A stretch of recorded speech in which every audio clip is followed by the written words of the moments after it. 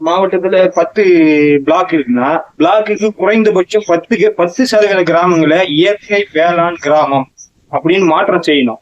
அங்க அரசு சட்டம் வகுத்து பாரம்பரிய நெல் ரகங்களை மட்டும்தான் அவங்க பயிர் செய்யணும். உரம், பூச்சி மருந்து, பூச்சிக்கொல்லி எதுவுமே அங்க போகக்கூடாது.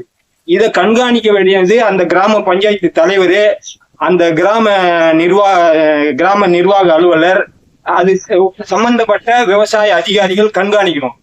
ஒரு பிளாக்குக்கு, அதாவது ஒரு பிளாக்குக்கு ஒரு கிராமத்தை தேர்வு செஞ்சு இயற்கை வேளாண்மையை நம்ம பரவலாக்கம் செய்யறதுக்கு முயற்சி செஞ்சுச்சுன்னா அரசாங்கம் இது வேகமா பரவும். தமிழ்நாடு முழுக்க இயற்கை வேளாண்மை வேகமா பரவும்.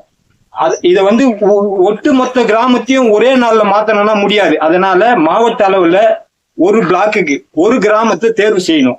அதுக்கு தேதியை நிர்ணயம் செய்யணும். அந்த தேதியிலிருந்து அவங்க இயற்கை வேளாண்மைக்கு மாறணும்.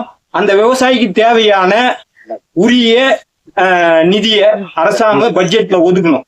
அந்த இயற்கை வேளாண்மைக்கு அவங்க மாறுறதுனால அவங்களுக்கு ஏற்படக்கூடிய வருவாய் இழப்பை சரி கட்டுறதுக்கு 2 ஆண்டுகளுக்கோ 3 ஆண்டுகளுக்கோ அவங்களுக்கு தேவையான அந்த ஒரு பர்டிகுலர் கிராமத்துக்கு மட்டும் அதுல இருந்து 50% நிதியாச்சும் அவங்க கொடுக்கணும். கொடுத்து ஒரு கிராமத்தை இயற்கை வேளாண் கிராமம் அப்படின்னு அறிவிச்சு அவங்களுக்கு பாரம்பரிய நெல் ரகங்களை தான் கொடுக்கணும்.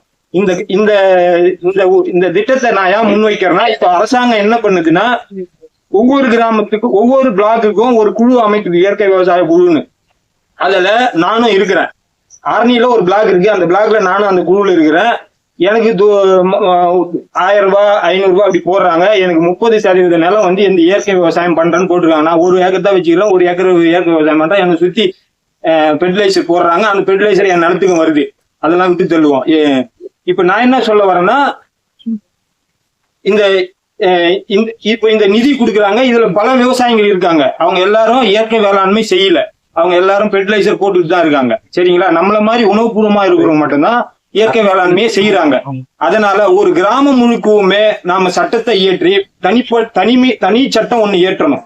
இயற்கை வேளாண் கிராமம்னு செலக்ட் பண்ணி தனி சட்டம் ஏற்றி அந்த சட்டத்துக்கு அந்த விவசாயி மாறுறாருன்னா அவரை கடுமையா தண்டிக்கணும். அவருக்கு அரசு நிதியும் கொடுக்கணும். அவர் இயற்கை வேளாண்மைக்கு மாறலன்னா அவருக்கு கடுமையா தண்டனை கொடுக்கணும். 6 மாத சிறை தண்டனை தூக்கி உள்ள போடணும். சரிங்களா?